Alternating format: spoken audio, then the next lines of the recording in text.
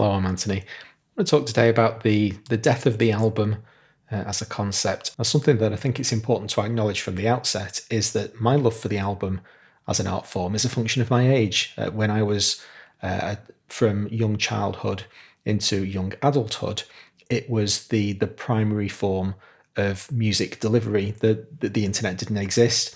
For the most part, people bought vinyl albums, and that formed a set of constraints that, whilst they were born from physical necessity, they had the inadvertent benefit of being a fantastic way to deliver music to us. Because I think there's a sweet spot of attention span, somewhere between 35 and 45 minutes, is a fantastic slice of time with which to occupy somebody's attention.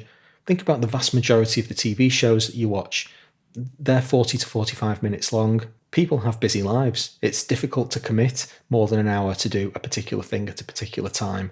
And so the fact that a vinyl album, which could contain up to maybe 52 minutes if you really pushed it, but generally speaking, somewhere in the mid-40s, was as much as you could fit on a single piece of plastic. And so artists conformed themselves to that constraint. Once it became apparent that the sequencing of the music that was presented to us and the fact that there was a side one and a side two, these things mattered. And so right back to the concept of even Frank Sinatra with In the Wee Small Hours, the best part of 70 years ago, it was very quickly identified that the whole was greater than the sum of the parts. Now that process evolved significantly, and in the 60s and 70s, concept albums appeared where individual single stories were told. That's great. I love concept albums, but that's by no means the be-all and end-all of a great album as far as I'm concerned. You can stick 9 songs together in a particular playlist and make a great album out of it. Once saw an interview with Stevie Nicks when she was talking about the collation of tracks for Rumours, and she was basically the person in the band who was given the job of coming up with the track listings, because the rest of the band members recognised that she was better at it than anybody else, that she could put those pieces of music together in the best possible way to present them as a single artistic whole. And some artists are much better at it than others. Now, it's not an accident that Frank Zappa's the backdrop for my conversation today, because I think he was one of the all-time greats at the development of the album. And one album in particular, this Leather, is just a beautiful poster child for the concept. So I want to tell you the story of this album and put it into some context of why I love albums so much. In 1977, Frank Zappa went into the studio and produced a colossal body of work. Around this time, I mean, he was prolific throughout his entire career, but in the late 70s and early 80s, it was completely insane how much music he was producing. And so over the course of 1976 into 77, he produced this enormous body of work that he wanted to package together into a quad LP release. Basically, it was going to be 4 vinyl discs, and it was going to be called Leather or Leather or Lather, or however you want to pronounce it. He took this concept to Warner Brothers, who basically laughed him out of the room.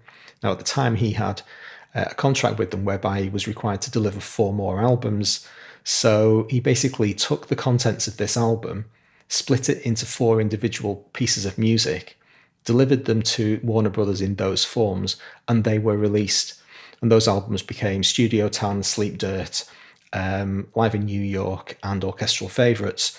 I'm not a particularly big fan of 3 of those 4 albums. Those were the forms in which I first heard that music. I didn't particularly like. I enjoyed Zappa in New York, but the other 3, they just kind of fell off me. It really didn't feel consistent. They didn't feel as if they glued together as a single piece of music. And for whatever reason, I could never put my finger on it, never particularly liked any of them.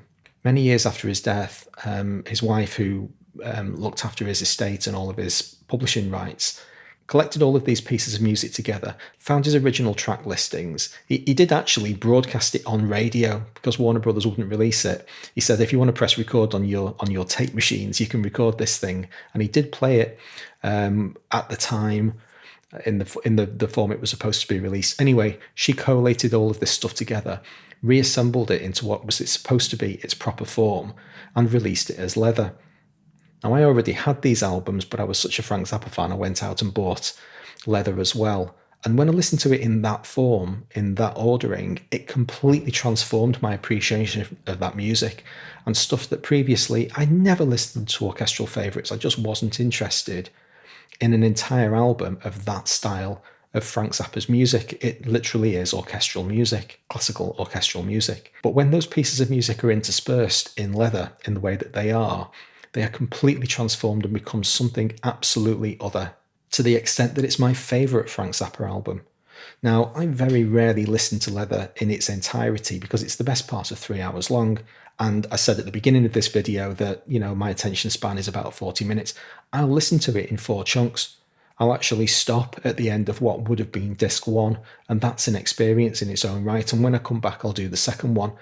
Every now and again, when I've got a Sunday evening, completely free, and I've got 3 hours to myself, I will turn all the lights out and listen to the entire thing, and it's magnificent. It's just an amazing experience.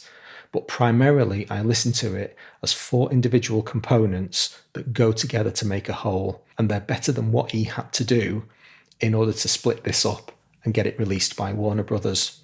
I can't possibly think of a better example of the importance of the album as an art form than exactly the same material presented in 2 totally different ways, one of which I think is fantastic and one of which is a bit meh. But in this day and age, of course, we're not constrained to the 45 minutes of plastic that an LP used to represent. We've got access to essentially the entire body of musical work throughout all history. I'm subscribed to Spotify and I can listen to pretty much whatever I want, whenever I want. So why would I want to constrain myself in this way? Well, I think the best way to think about that question is to ask yourself why you would go to an art gallery. Because you can download those images and look at them on the screen. But I've stood with my nose an inch away from Van Gogh's daffodils at the National Art Gallery in London, and it brings tears to your eyes. It's just the most amazing experience, and it's not because it's such a valuable, expensive piece of artwork. It's because it's amazing. It's because it's beautiful. Art isn't supposed to be experienced in a single dimension. When we listen to music, yes, you can just press play on Spotify and let it play you whatever it wants. But I think you're missing an experience, because when you walk around an art gallery, the curator of that art gallery has made intelligent, subjective decisions as to the ordering and the layout of those works of art. And you walk around the Musée d'Orsay in France, which is opposite the river from the Louvre, and I think is the vastly superior of the 2 art galleries. Primarily because I love Impressionists, and that's what that museum really focuses on. But when you walk around those rooms and you see collections of great art, the whole is much greater than the sum of the parts. And each of the individual works of art, the Cézannes and Gauguins and Renoirs and Van Goghs, it's an incredible gallery. You could make an argument to say every single one of those individual works of art is incredible. If you kind of closed your eyes and spun around, you're basically having a playlist of the artwork. But if you walk through the gallery in the way that the curator intended you to, and let yourself be guided by that artistic vision, the experience is enhanced. It takes it to another level. That's exactly what I get when I listen to an album. It's not 9 songs or 12 songs lumped together. It's an artistic vision of an experience, of a 45-minute experience. Now, there are times and places for appreciation of music in all of its various forms. In my Spotify collection, for instance, I have 3 different completely distinct means of listening to music. I have chronological best-ofs, which completely subverts everything I've been talking about today, where I collected together all of the good music from 1981. Now, you'll find large albums there, Shut Up and Play Your Guitar, which is like a triple album. But it doesn't matter. This is all of the good music from 1981, all lumped together, individual songs sat against full albums. And I'm perfectly happy to listen to music in this way, and sometimes that's absolutely fine. If I'm out gardening, for instance, and I know I'm going to be at it for 2 or 3 hours, because I'm not interested in that singular focused experience, I just want to listen to good music. There are other bands that I'm a fan of who I don't think make particularly good albums. Whitesnake is a very good example of that.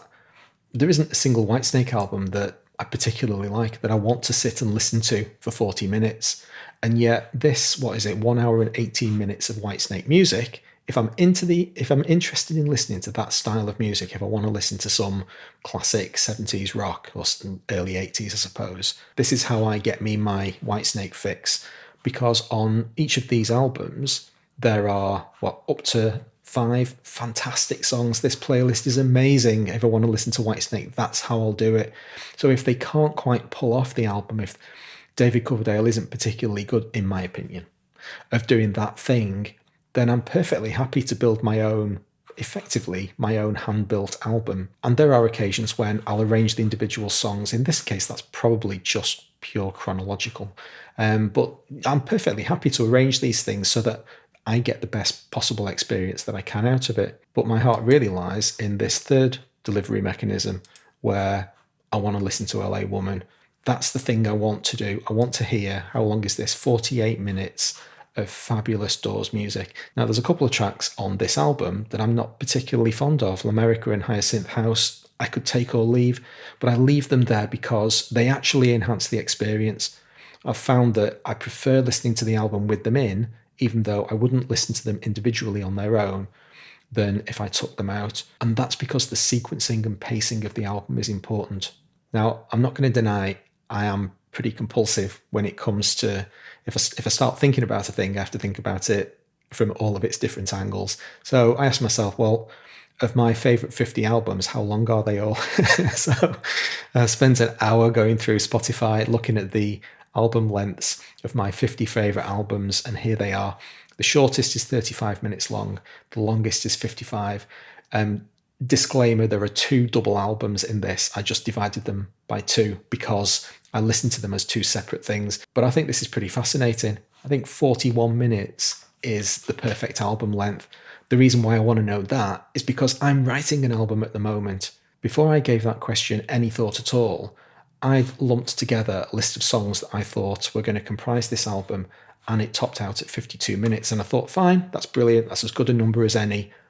I'm going to cut some of these tracks out. I don't know how. That's the whole point, get your sequencing as good as you can. Listen to the entire thing. How does it flow? But I'm going to cut this down to 42 minutes. If that's my preferred length of album, empirically derived from my 50 favourite albums, I'm going to make my first album be exactly 41, 42 minutes long.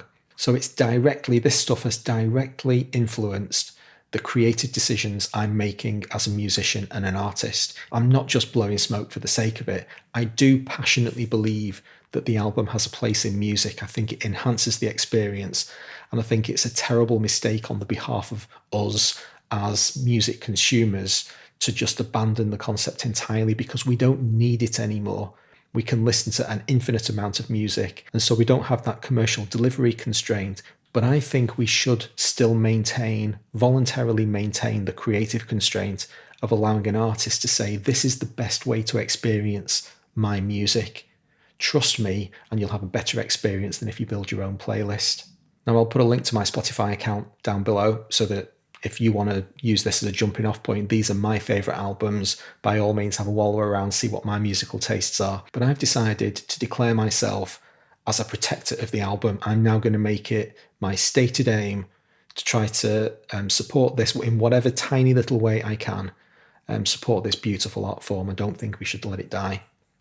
Hope you enjoyed this. If you did, please hit like. I'll see you again. Thanks a lot.